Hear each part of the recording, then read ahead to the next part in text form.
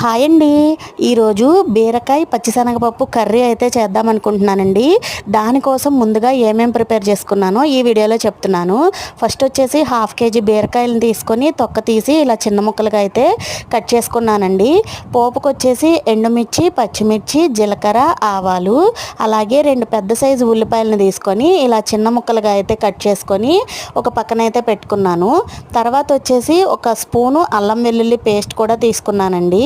తర్వాత 2 పెద్ద సైజు టమాటాలని ఇలా చిన్న ముక్కలుగా కట్ చేసి పెట్టుకున్నాను.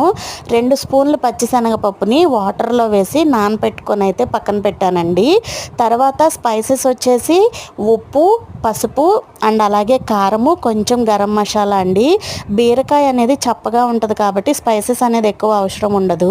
తర్వాత ఒక బౌల్ పెట్టుకొని స్టవ్ మీద కొంచెం ఆయిల్ అయితే వేసుకొని రెడీగా పెట్టుకున్నాను. ఇదంతా చేయడానికి నాకు అరగంట టైం పట్టింది. వీడియో నచ్చితే లైక్ చేసి సపోర్ట్ చేయండి ఫ్రెండ్స్.